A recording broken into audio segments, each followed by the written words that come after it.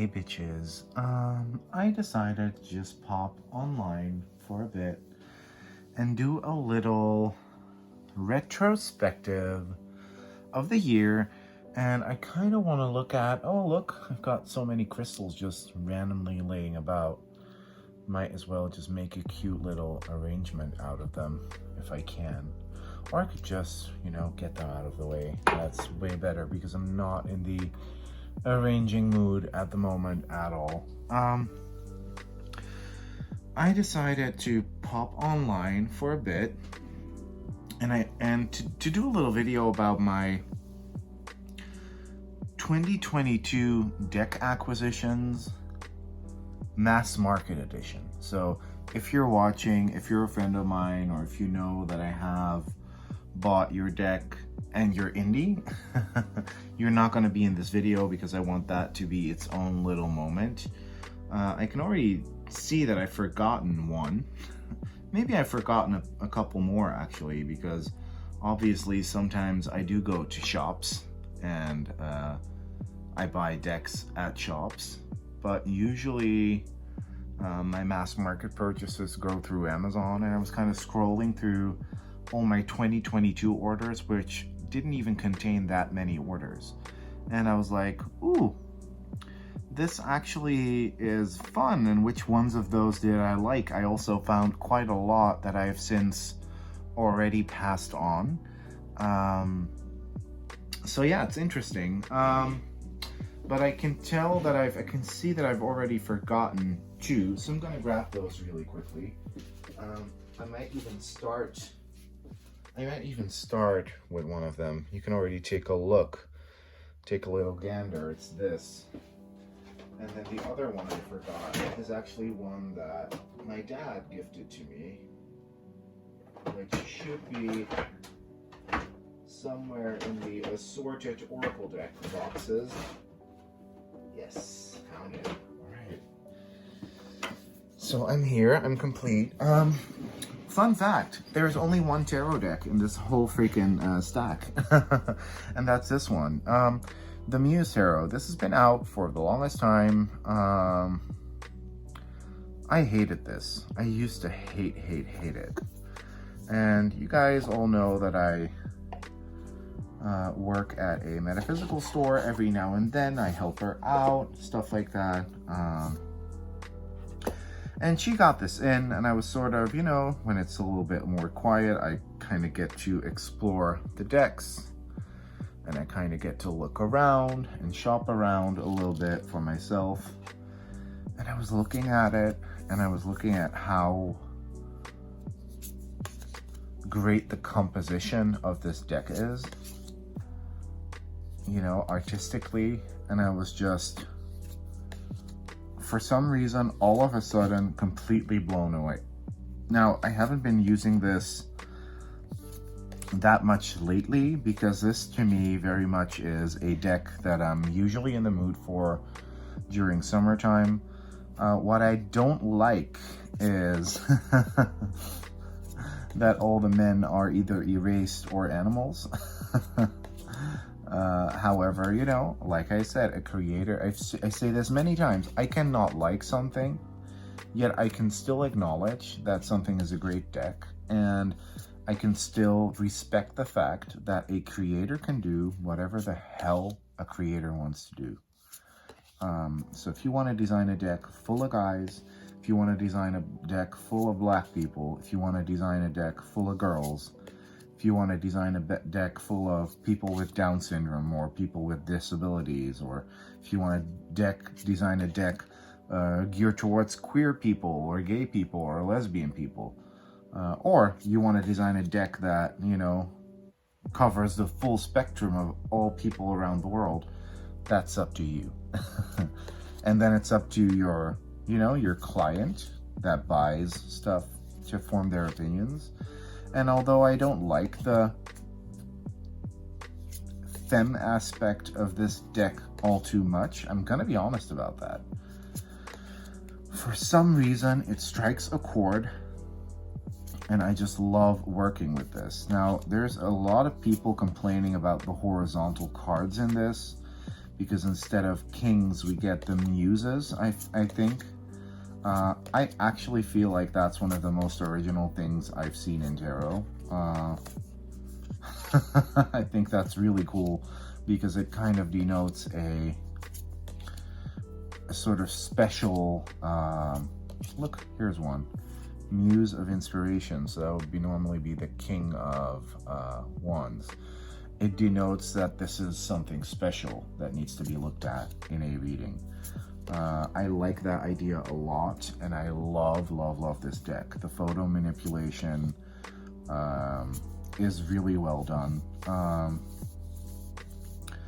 Yeah, like I said, I don't like that this emperor isn't male, but I do love this emperor.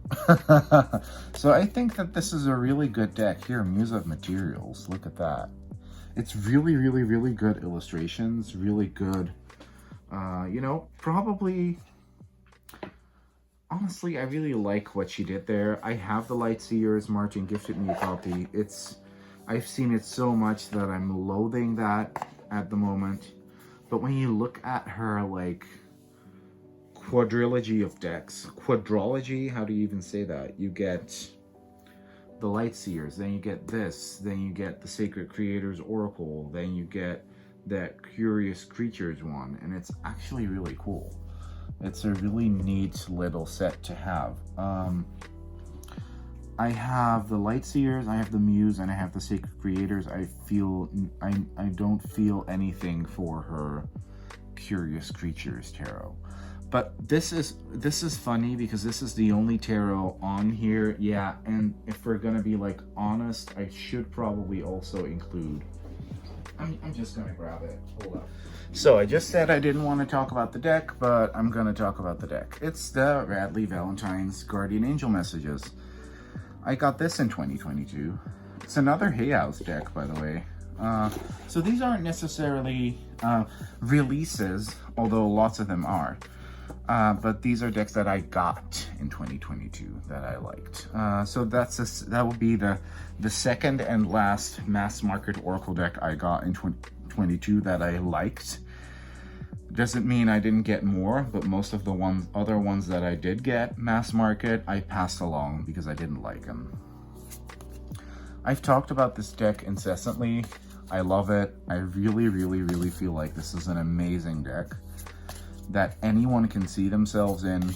I would honestly, like, it's a really friendly deck. Lots of cute guys as well. I mean, I love a hunky guy.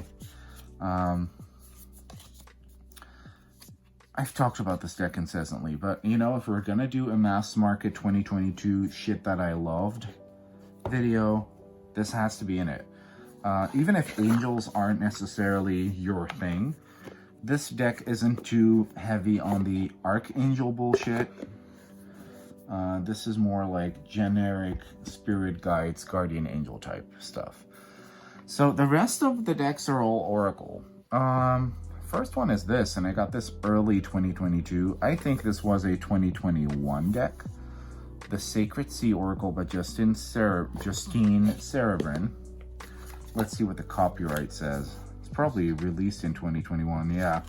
But I got it in 2022 because, I don't know, with a lot of rock pool decks, it's like, for some reason, it takes 20,000 years for us to have them.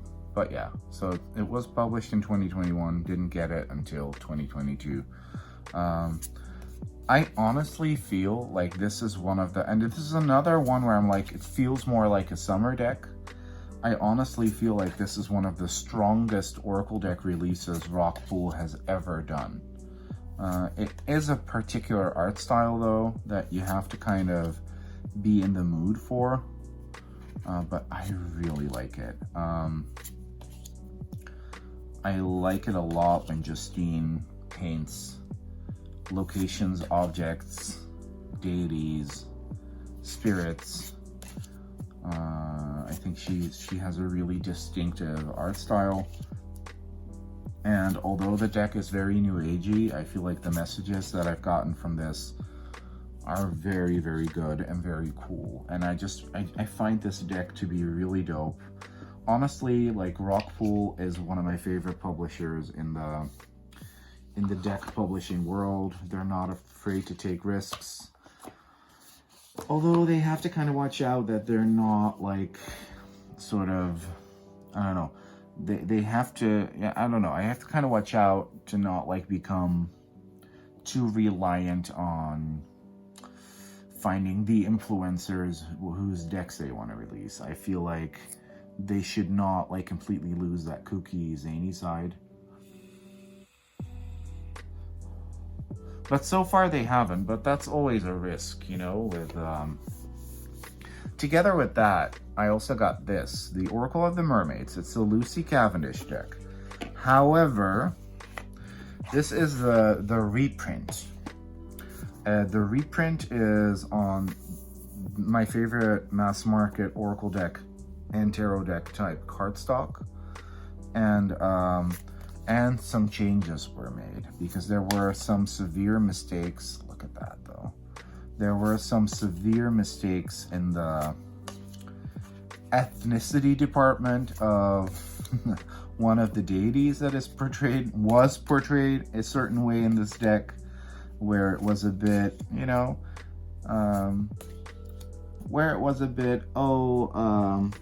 Selena Fennec has this image in her back catalog, this will do, sort of vibe.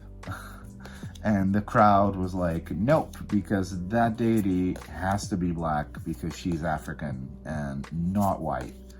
And you know, it's actually really cool. Like, I listen to Lucy's podcast a lot.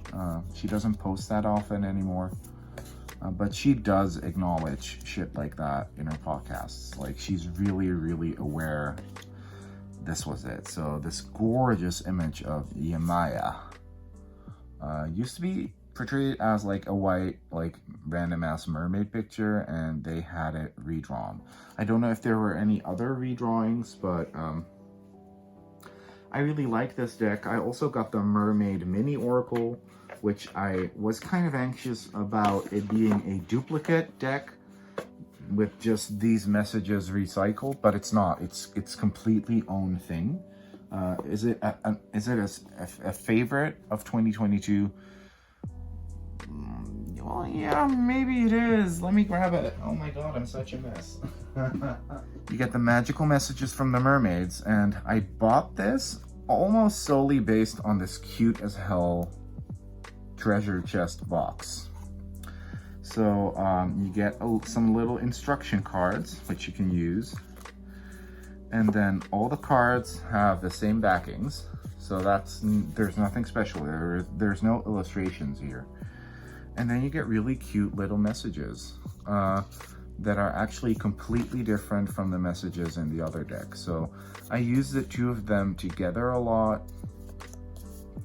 The Mirror of the Mermaids will show you what you need to know. The mystery you have been seeking an answer for will soon reveal its secret to you, rising up out of the great unknown. It's really, really gorgeous. And what you can kind of do is, or at least that's how I used it for a while, you can kind of shuffle these. So they don't have rounded corners. I don't mind that much for mini cards like this. The quality is really good. These are also on that really lovely matte cardstock. So you can kind of like put them in here like this, because it is kind of a display box a little bit. As you can see, it's almost like a little Rolodex, sort of like, well, not a Rolodex, but remember those business card holders, and you could pull a card from it. Mystical Islands have received that message and then place it at the back and just work through the deck like that. Pull one every day. And I think that's actually really neat. I love this. There's something about this presentation style that really clicks with me. So yeah.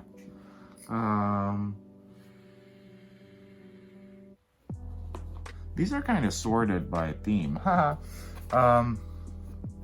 This. Now, this is one where you all are probably going to be like, what? Why is this here? The Offset Egyptian Oracle cards. It's here because I really like this deck. So this is another Rockpool one. It has gorgeous backs, and this is kind of one of their more old school ones, right? So when they started doing Oracle cards, they were a bit behind the times, and they were kind of releasing Oracle card decks that looked like the kinds of decks that Hay House published in 2005. And there's nothing wrong with that, but that's kind of the look we're getting. But I really love the contents of this deck. Elizabeth Jensen is one of those older new age ladies who channels a lot of deities, and you know, at least she's clear about that. She channels them, so you can take whatever you want and leave whatever doesn't resonate with when people say that. But she also does a lot of research. So she did visit the pyramids. She did do research. You can read it all in the guidebook. It's very informative, actually. If it weren't for the fact that it's not so aesthetically pleasing and modern, I would use this even more, but it is definitely one of my favorites of this year, because I do really like this. It's another kind of more summer mood. I very often get these bouts of depression as well as bouts of longing for Egyptian style. Egypt, longing for Egypt, feeling connected to that country, and I don't know why, because I've never been there. I love this like super phallic illustration right here. I've never been there. It's still pretty unstable there, so I don't know if I want to go, but I've always had that connection very deeply. And yeah, I don't know, the way she explains stuff in the guidebook, there's even little channel bits that are hilarious to read. It was honestly such a fun little guidebook to read as well, and it was really affordable, and overall just a really fun experience using this. So, you know, if you're looking for a pretty good Egyptian deck, in that same vein, I have here the Isis Oracle by Alana Fairchild. Look at that. That's really interesting. Oh, he is credited on the sides, but on the front of the box, it just says Alana. I got this from my dad for my birthday, which I found really cool. I love this. I really love this deck. I love the backs. I love the matte cardstock. I honestly, I know people hate Jimmy's art style, blah de blah, because it's too sexual, blah blah blah, yada yada yada. I don't care. I love his art style. It's completely my thing. It really feeds into my fantasy, which I love. This is a typical Alana Fairchild guidebook heavy deck. Although on these cards you do get a little bit more info rather than just the title. And to be honest, when you've like read through the guidebook a couple times, kind of flicked through it, you will get it. You will understand most of these cards very quickly, and the hints that are placed at the bottom do help very often. I just adore everything in this deck, from the illustrations to the themes, that it's not necessarily always very people-y, but also very symbolical. I wonder if there are any people with African, you know, or Egyptian roots out there that have like some extra intel on this, whether or not they like it or whether or not it works for them. So I wouldn't know if this is like all historically accurately correct. I do know that I like it a lot and that I like the messages a lot. But once again, I don't use Miss Fairchild's decks for bigger spreads. One card pool takes about 20 minutes for me to really read it well and really process it well. So yeah, a deck that doesn't do that, but that I also really like, was this. The Finding Inner Peace Inspiration Cards.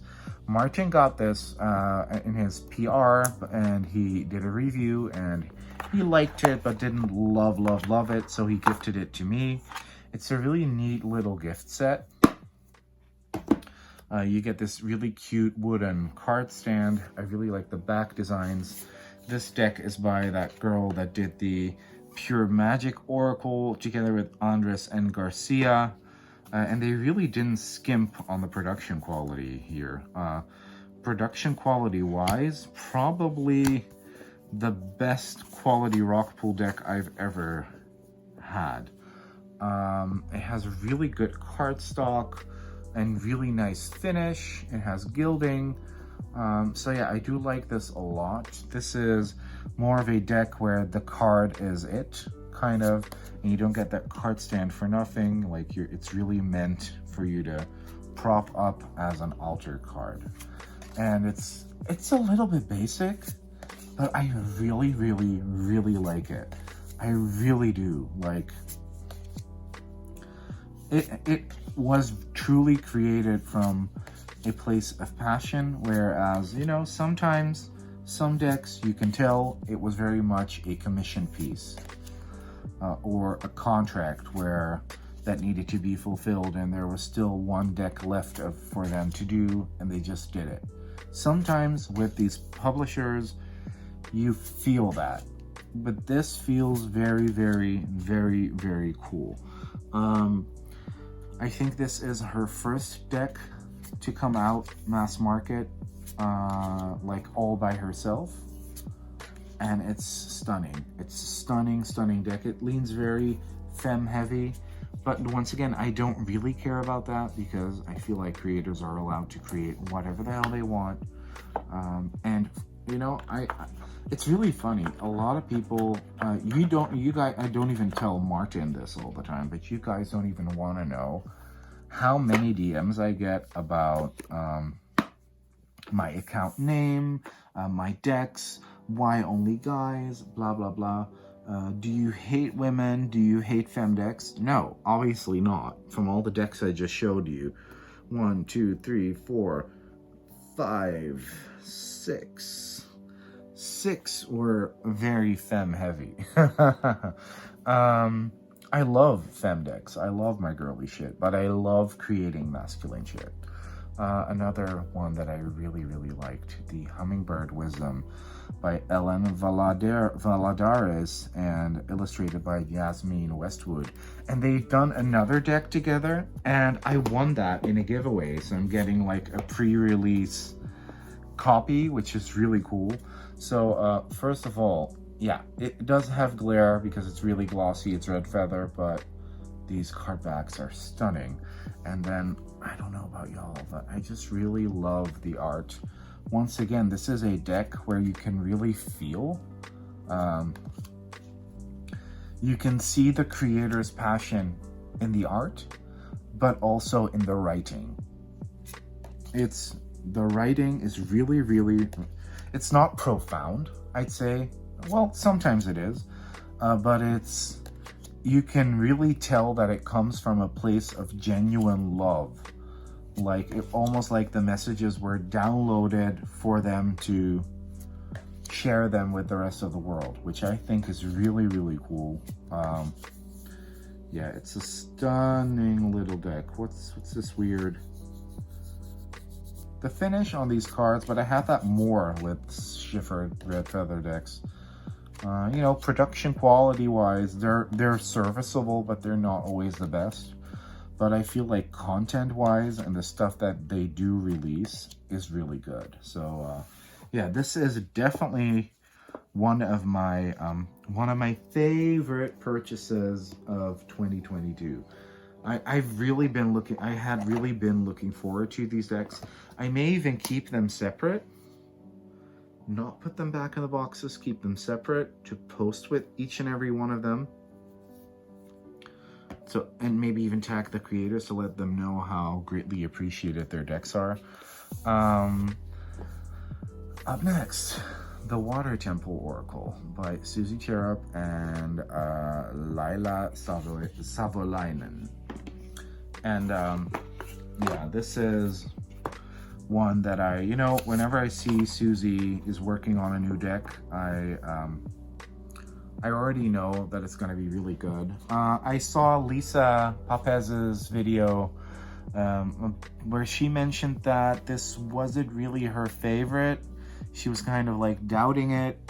For me, although I haven't had it for that long, it's an absolute favorite because it does feel like the perfect mixture of logical, like mind-based research and more spiritual concepts and guidance. And I do really, really like that when those two come together. That's what I always strive for whenever I create decks myself.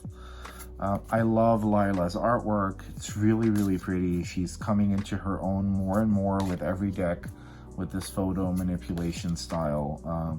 It's becoming more and more polished.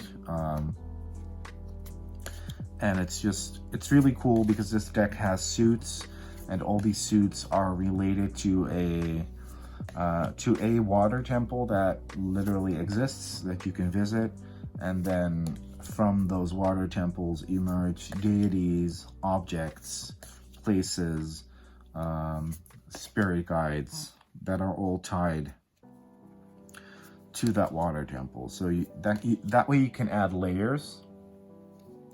So for example, if in a reading, in a 5-card reading, you got 3 cards out of that are from that same water temple, you could say things like, hey, maybe that's, it's interesting for us to look at the overarching theme of what that temple is about. I just dropped the useless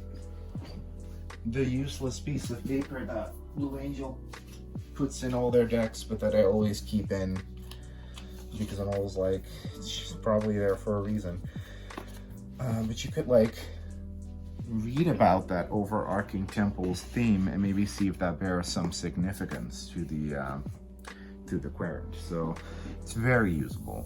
And last, I don't know how well this will go over with you guys because you guys usually aren't Dutch. I know that Ingrid and Ellie are Dutch and that they sometimes watch, but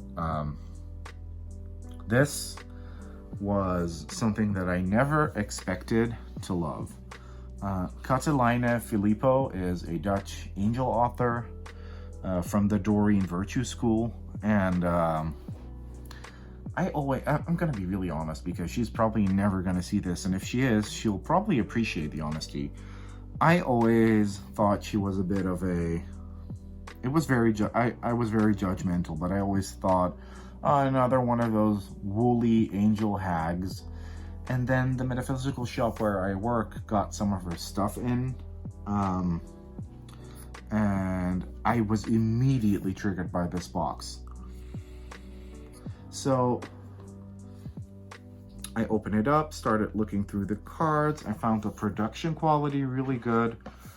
It does come in this not so handy box where you get a pretty big guidebook, and then you get the cards in this 2-part setting where I was kind of like, okay, I probably would have gone for a slightly smaller yet chunkier guidebook, but whatever. The quality is really good. This is also on that Blue Angel matte lamination, which I love. I adore the backs. And these are the Lemurian Light cards. And this deck is a little reminiscent of the Lemurian Starchild Oracle. She does mention that deck in the guidebook as well. So this deck set off a whole Katelijne Filippo binge because I bought the deck, then I bought a book, and I'm reading another one of her books now.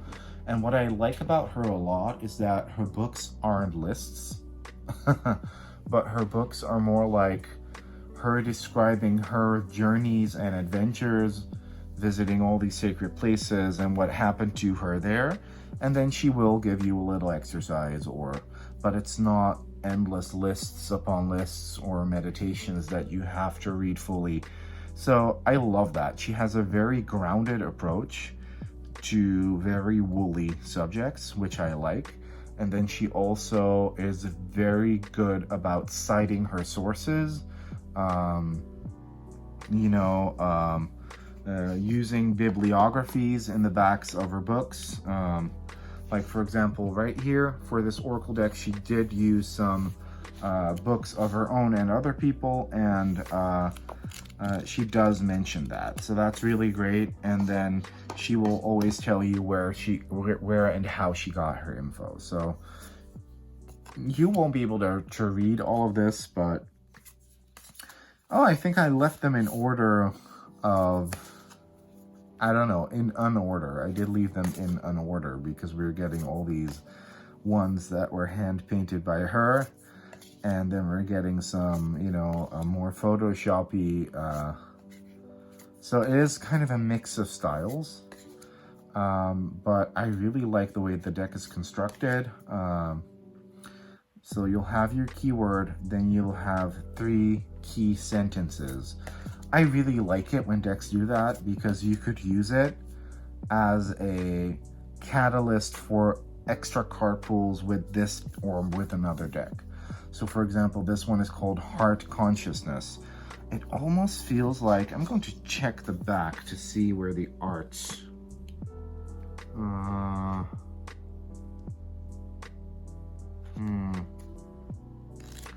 art.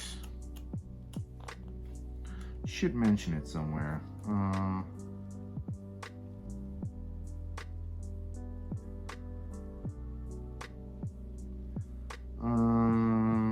No. All the illustrations are hers, and there's another girl who cooperated, but this does look like the art from that Janice Jarvie deck, but that's okay. So this will say Heart Consciousness. This will say Live from Your Heart, Taking Care of Self, and Your Soul Compass. So this will very much give me like sort of a direction for the rest of the reading. So I will pull cards from another deck and use those 3 key concepts to really get to the heart, funny story, of the matter, and pull some extra cards. So I love that style of Oracle deck. It's really well thought, it's really thought through, so I do love that a lot. Dreamtime, Co-Creator, Manifestation, the Zero Void, the Null and Void Field. That's interesting. So it will also sometimes direct you to the guidebook a little bit, but most of these cards are super readable. And I don't know, like, yes, maybe it's not the most polished deck ever because we do get this mishmash of styles, as you can see. But for some reason, once again, that sincerity and raw, pure, loving energy that is coming from this creator, I can sense that this meant a lot to them and that this deck contains information they really wanted out there. So yeah, she has 2 other decks that are not really my thing, but that's okay. And one of those 2 she also published in English, but I don't think she's gonna do this one in English. I know that there's a couple people out there that will love stuff like this as well, that aren't, I'm very much about the aesthetics, but when a deck is good, I don't care, sort of similar to the Sandra Ann Taylor decks very often give me that vibe where I'm like, yeah, this deck is fugly, but it's really good. And this deck isn't even fugly, it's just very much mixed styles. It's just something that really, like, I don't know, it just struck a chord. So now I'm going to have to get it back into that stupid split box. But this is one of those ones where I'm like, yeah, this is never going anywhere. I love this. I really, really like it. Lemurian Light cards by Catalina Filippo. And these were basically all my 2022 mass market purchases that I really liked. There were more. Some of them I still own. Some of them I've moved along. But these were the ones I really liked. And that's 1, 2, 3, 4, 5, 6, 7, 8, 9, 10, 11. Thank you for watching, and bye-bye.